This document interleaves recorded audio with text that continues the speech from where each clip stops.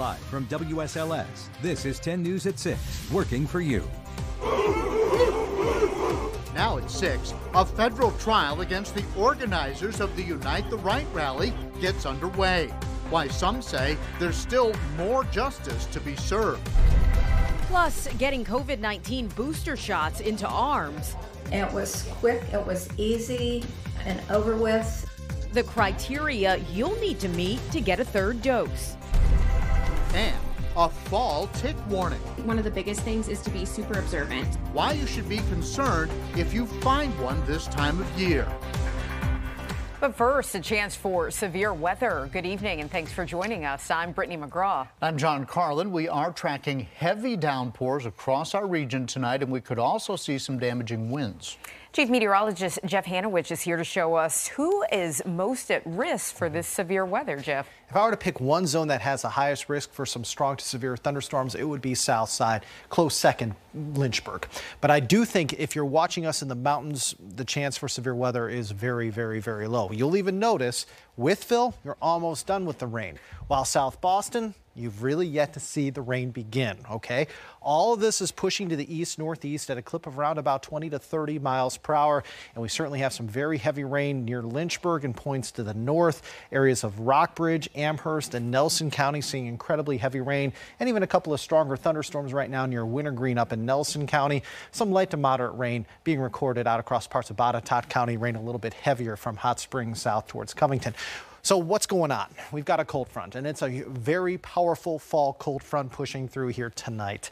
Behind this front, our weather is going to turn a little nicer for outdoor plans, but I will tell you that tomorrow, the big weather story is going to be the wind. Tomorrow, I cannot rule out a stray lingering shower. Otherwise, we're looking at a mix of sun and clouds as we head into Tuesday. Temperatures start in the 50s, highs only in the lower 60s. So we're windy and cooler as we head into Tuesday.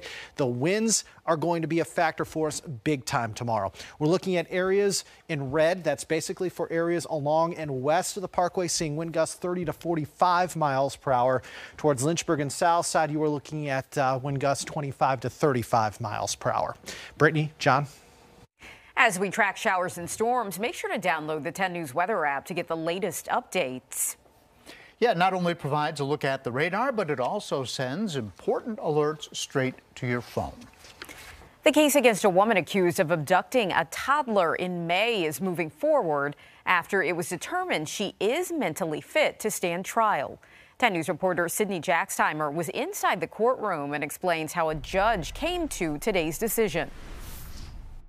Accused kidnapper Nancy Fridley will stand trial. This decision comes after Fridley completed weeks of restoration services required by the court. Monday, a Giles County juvenile and domestic relations judge determined Fridley's competence had been restored following 60 days worth of restoration services, therefore finding her competent to withstand trial for the charges she faces from allegedly abducting a Giles County 2-year-old in May. Monday, it was agreed between the Commonwealth, the defense, and a Giles County judge she is mentally fit for a trial. This decision comes from recommendation letters written by experts Fridley worked with during her restoration services.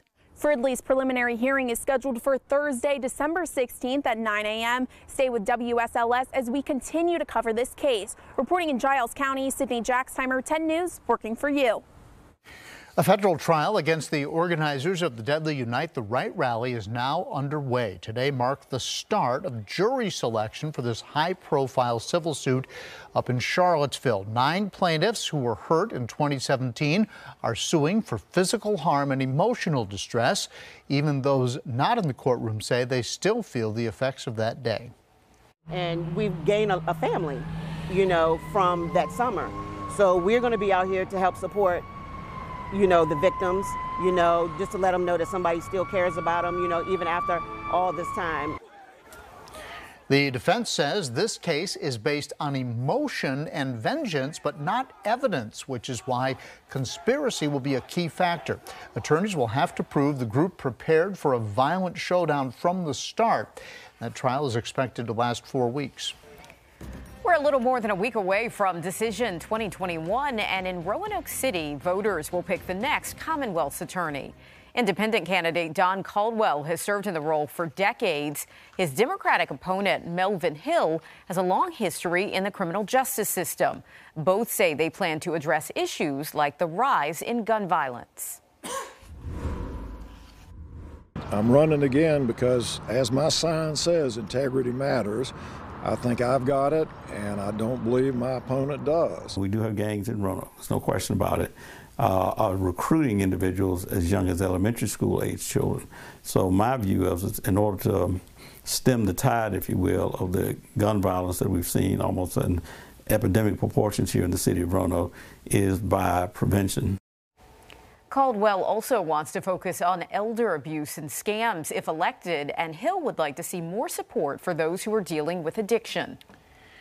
The candidate's hoping to lead the entire Commonwealth in making a final push ahead of Election Day. The bus tour for Terry McAuliffe made stops in Southside today before heading to Blacksburg tonight. While supporters were in our region, the Democratic candidate met with voters along the coast. Today also marked day 2 of the bus tour for the Republican Glenn Youngkin, who visited with businesses in Virginia Beach this morning. Polls show the two are neck and neck in the race for governor. The FDA could authorize a COVID-19 vaccine for kids ages 5 to 11 by this week. That's why the New River Health District is preparing for a potential rollout. We're told they'll be distributed to pharmacies and pediatricians. At this time, the New River Health District is not planning large-scale vaccination events for booster shots or 5 to 11. We have plenty of vaccine supply, and we have lots of avenues where people can get the vaccine. Health experts also launched a survey asking parents where they'd prefer to have their child vaccinated, including schools or their local doctor's office. Millions nationwide are now eligible to get a COVID booster shot. This after the CDC gave the green light on extra doses of Moderna and Johnson & Johnson. 10 News reporter Courtney Lockie is working for you to find out when, if, and how you can get yours. I qualified for the early booster. Linda Dana is one of about 300,000 Virginians who've received an extra dose of the COVID vaccine. She knows the importance of it firsthand. My brother-in-law had COVID in November, and we nearly lost him. And that was before anybody could even get a shot. I didn't want that to happen to me. Dana has an underlying health condition and got the Pfizer booster last month, almost a full year after getting the Moderna vaccine. I feel like I'm really protected. If you're like Dana, doctors say you shouldn't wait. That vaccine, efficacy, the immunity is going to wane at different rates for different people. And so, I think it's just a good benchmark to say, hey, if we've gotten to that 6-month mark, probably a good time to do it. If you're 65 or older, you're 18 and older with serious health issues, or you're 18 and older with an at-risk job, you can get the Moderna or Pfizer booster. If you're vaccinated with Johnson & Johnson and it's been more than 2 months, you can get a booster regardless of any other criteria. But Dr. Danny Avula says healthier adults, especially those who've had COVID, can hold off. Having vaccine-mediated immunity and the natural immunity from infection likely is helpful in protecting you against future infections. The problem is we don't know how much yet. But there's one thing to keep in mind. The fact that people spend more time indoors means we're likely going to see an increase in disease over the course of the winter. Dr. Avula says it's best to be prepared. I've got to trust him. And hopes others will follow Dana's example. In Lynchburg, Courtney Lockie, 10 News working for you.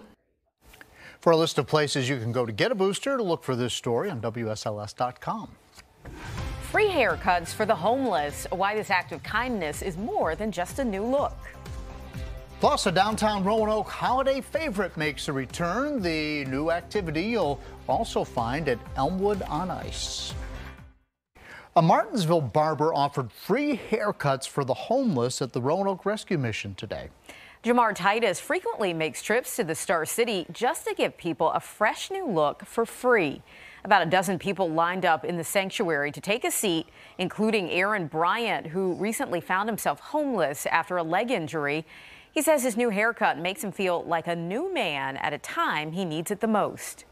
Living homeless, you know what I'm saying? Like, you need that boost of confidence to try to get through each day, because, you need boost confidence in God to try to just keep it moving. Until Titus can move his talents out of the basement and into a real barber shop, he says he'll continue to serve anyone in need.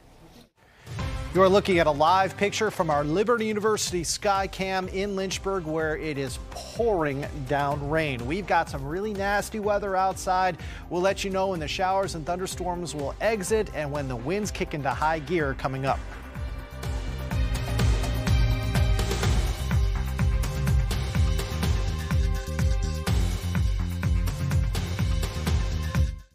New at 6, tick trouble. Most people think they're an issue in the spring and summer, but fall is when you should really be concerned. That's because dangerous black-legged tick sightings surge this time of year. Experts say this is the one known to spread Lyme disease and other illnesses. It's recommended that after being in wooded areas, you check your pets and yourself, starting from the feet up. Specifically with these black-legged ticks, we've seen a lot of times that on humans, they like to go to the back of the knee. And so some different ticks like different spots on the body. And so for these guys, a lot of times, people will get them crawling up their pants. Another way to protect yourself from ticks is to wear clothes pre-treated with pesticides. The chemicals kill them, but is not harmful to humans or pets. Your local weather authority, always watching and tracking for you from the JES Weather Center. Showers and thunderstorms across the region continue to strengthen as they have moved really from the mountains now closer to the Piedmont. We've got an impressive line of thunderstorms extending from Charlottesville through Lynchburg, through Smith Mountain Lake, south into Henry and Patrick counties. Let's zoom in to areas in and around Bedford County. Bedford right now right along 460, Highway 24, seeing really nasty weather. And yes, we are even seeing some lightning bolts in and around Bedford. South towards Smith Mountain Lake, very heavy rain. We've got torrential downpours in places like Cindersville, Oak Level, Martinsville. Your rain is about to pick up if it hasn't already. Give it another 5 to maybe 8 minutes. If you're seeing light to moderate rain right now in Martinsville, the rain is going to become heavy here momentarily. All this is pushing to the east-northeast at a clip of around about 20 to 30 miles per hour. Heavy rain, thunder, lightning, damaging wind, small hail, and yes, there is even a slight chance for a stray tornado across south side locations. And I will tell you that this is a storm system that is moving, okay? I would say by 9, 10 o'clock, the severe weather threat is over. May still have a little bit of rain around through midnight, but the severe weather threat will end, I think, between about 9 and 10 o'clock. Notice at 11 o'clock, a couple of showers may still be around towards the mountains. We may even have a stray shower as we head into Tuesday. Outside of that, we're looking at a mix of sun and clouds. Tuesday could be the type of day where you see a little more cloud cover west and a little more sunshine to the east. The highest elevations of West Virginia by tomorrow night, by the way, may see a couple of snowflakes. It tells you just how powerful this cold front is. Otherwise, on Wednesday, we are looking at a pretty nice day with skies partly to at times mostly sunny. I do want to take you into areas west of us, and on Tuesday we've got a pretty high severe weather threat for our nation's heartland, extending from, say, Iowa and Nebraska south into Texas. Then that severe weather threat shifts on Wednesday towards the Gulf Coast. This is all to another storm system that we're going to be watching move overhead as we head into Thursday, Friday, maybe even into the day on Saturday. So our rain chances ramp up again late this week into the first part of the weekend. So on Thursday and Friday, we're expecting to see anywhere from about a ½ inch to 2 inches of rain. Isolated higher rainfall totals are possible. Localized flooding will need to be monitored, but I will tell you that the severe weather threat late this week will be very, very low because temperatures are going to be much, much cooler. This is all due to a storm system that is just getting its act together out across the west coast. It's called a bomb cyclone. That means the pressure drops more than 24 millibars in 24 hours. More air is being drawn into the storm system, which means that the storm system is strengthening quickly. Extreme weather in Sacramento, they were dry for a span of 212 straight days, and in just 24 hours, they have seen over 5 inches of rain. So they went from being incredibly dry for a very long period of time to seeing the wettest day they've had on record. Tells you just how weird the weather is right now across the U.S. 53 Wytheville, but 68 in Lynchburg, 73 in Danville. Tonight, winds turn gusty after the showers and thunderstorms leave. Overnight lows tonight, 40s and 50s. For tomorrow, windy, cooler, looking at a mix of sun and clouds. Cooler in the mountains tomorrow in the 50s. Outside the mountains, you're in the 60s. Extended forecast showing temperatures going up to 68 Wednesday, upper 50s to near 60 Thursday, Friday, and Saturday as the wedge comes into play. Then we see a little more sunshine Halloween into Monday. John?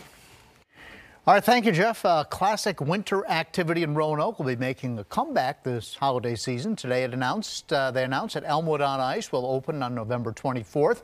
It was canceled last year because of a lack of space, but organizers say the rink in Elmwood Park has room for up to 100 skaters. And this year they'll also be offering a new putt-putt course. All of this runs through the end of January. Coming up, why Martinsville Speedway will be pedal to the metal with lots of racing this weekend. First and 10 honors for another River Ridge running back, and why Justin Fuente is taking a positive approach to the Hokies' upcoming road games. And now, the Freedom First Sports Desk. You couldn't ask for a better scenario than what you're seeing for the Cup race on Sunday. And to have it here at Martinsville Speedway, how special is that? The type of racing that you'll see here, and like I said, the scenario that we have, it's going to be awesome. Martinsville Speedway is sure to be a wicked good time this Halloween weekend, as the Championship 4 field will be set for all 3 national series. That includes the Cup Series, where Kyle Larson is the only one locked in thus far. 3 spots up for grabs. More on the weekend of racing throughout this week on air and online. Consistency is key at this point of the high school football season. One Salem running back has filled those shoes, earning First and 10 Player of the Week. The 2021 fall season has included a pair of cancellations for Salem, but the Spartans have remained vigilant and ready. So when Week 9 started with a Tuesday night makeup game against Franklin County, they responded. Senior running back Cam Leftwich led the way with 200 yards rushing on just 13 carries. And he found the end zone on 4 big play gallops of 19, 39, 62, and 38 yards, completing the Gettysburg Address, 4 score. The Spartans dominated the Eagles 49-7, then went on to gain another victory 3 nights later, moving their record to 6-1. For all his efforts, senior running back Cam Leftwich is your Week 9 WSLS First and 10 Player of the Week. Virginia Tech has fallen under the 500 mark in the middle of the season for the second year in a row. The team has lost its last 3 games, including 2 conference games. The gauntlet of the schedule lies ahead for the 5 remaining ACC games on the road. You know, there is a little bit of escapism when you go, on the road to go. There's just less ticket requests. There's less family members in town. There's just less other things going on, and sometimes getting away can be good for you.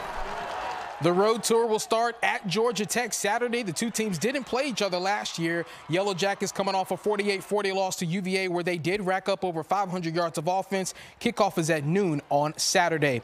News and notes: UVA's Dontavian Wicks, ACC Wide Receiver of the Week. Magna Vista grad Travion Redd, the DB of the Week out of Wake Forest. Texas Tech has fired football coach Matt Wells after a 13-17 record in over 2 seasons. And the Dogs placed goaltender Henry Dill on the 21-day IR list. Coming up, trucks sitting idle while you wait for delayed deliveries. The new opportunity a driver shortage is creating for women. That's next.